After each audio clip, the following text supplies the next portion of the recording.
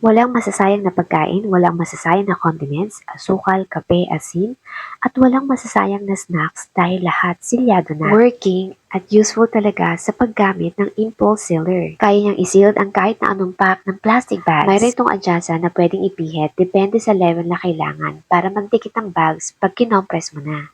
Napakadaling gamitin, ilalapat mo lang at bibilang ka ng hanggang 3 at okay na. Pwede mo din itong gamitin sa pagninegosyo mo, yung kutkutin, peanuts, green peas, sweet beans at marami pang iba. Kung gusto mo ng double purpose na gamit, pwedeng pang personal use at pwedeng pang negosyo, pwede to sa'yo. At alam mo ba na itong size ng impulse sealer na ito ay wala pa sa 1,000? Check my yellow basket!